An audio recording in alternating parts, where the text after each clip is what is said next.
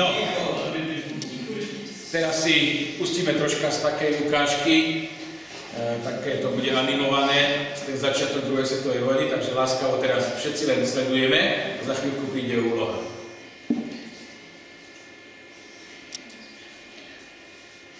Takže sa nám to spustí, vidíme mapu, ktorá bola v roku 1939 a všimnime si, ako sa nám zaplňajú tie jednotlivé časti Európy. Nemecko, vidíme, Nemecko, máme to aj so zvukom pochod. Potom po Nemecku sme si čítali učebnici, že Hitler napochodoval do Rakúska, sledujte, lebo to za chvíľku budete označovať.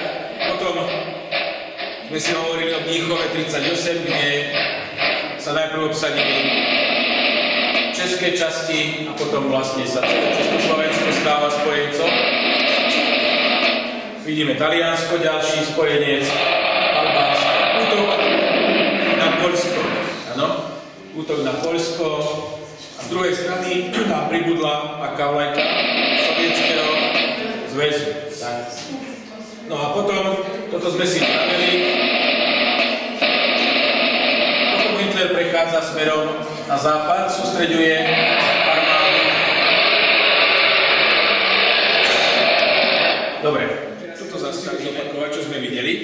Tu máme opäť tú mapu, sa nám objaví. A potom vy prídete v tabuli a poviete, kde tie šípky z toho Nemecka, šípky tých útokov by sme mali urobiť. Takže spúšťame mapu a zároveň spustím aj nahrávanie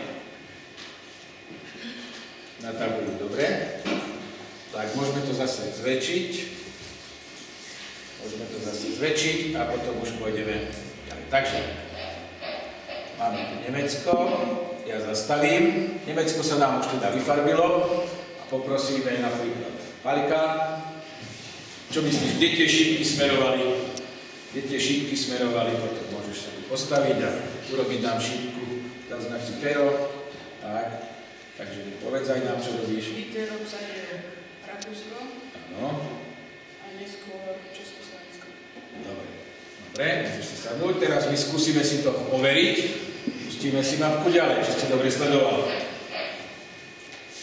Takže. Áno, Rakúsko je správne. Sa nám vyfarbilo, všímame si. A Československo takisto správne. My sme si potom vraveli, že po tomto obsadení, áno, teda vidíme tu správne, zase to zastaví.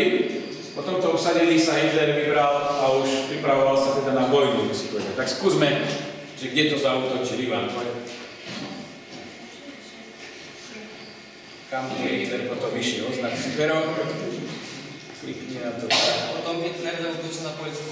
Na Poľsku, dobre. Ale z druhej strany zaútočil aj Stalin. Áno. Teda Poľsko vlastne budeme mať také rozdelené, však? Tak si to overíme.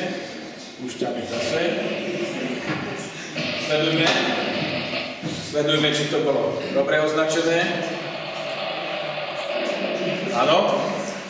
Poľsko správne. A z druhej strany vidíte, ideme na Sovietsky zväz. Takže ten úvod sme zvládli. Ďakujem. Môžeme si teraz opakovať nejaké veci. Sme si vraveli také znaky, ktoré patria napríklad nemeckému nacizmu. Tak my si to skúsime tu na tabuli ukázať, priradiť tomu Nemecku nejaké znaky, ktoré sa týkajú toho Nemecka. Takže ja teraz poprosím niekoho, by nám skúsil Martin, vpredu. Takže, ja som tam dal do boku mapu, skúsil vyťahnuť na plochu. Áno, ťahaj. Dobre. Tak, ja ti teraz naznačím takéto znaky. No a skús týchto znakov vybrať, ktoré by sa ti hodili do nemeckého nacizmu. Hitlera. Dobre. Dobre, Hitler. Ďalej si klikni, toto je šípečka. Tak, čo by si tam dal ešte? Čo? Skús to menšie urobiť. Tak, super. To je hákový kríž. Dobre, ešte skús raz kliknúť. Čo by si tam ešte našiel? Čo by ti pasovalo do toho Nemecka? Dobre, takže máme tam. Dobre. Dobre, tak aspoň tieto tri veci samozrejme. Všimnime si, že môžeme s tými obrázkami robiť. Hej. Koho tu máme na tabuli? Hitlera. Dobre, takže sme tu určili nejaké tie znaky. Dobre. Takže Martin nám niečo naznačili, sme si to nahrali na tú tabuľu a uvidíme, či to bolo správne.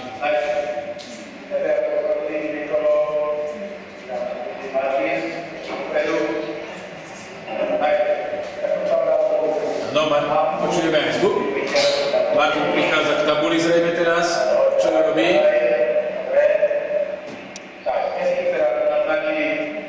Áno. Urobil na mapu, výborne. Teraz sme ho poplítali, aby otvoril tie symboly. Áno, dal tam na Hitlera. A dal nám tam ešte niečo, nám tam skočí však.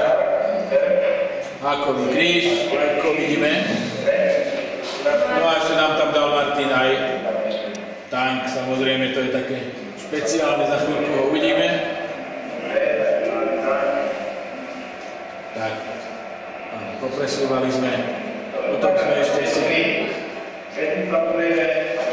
vidíme, takže môžeme s tou mapou využívať.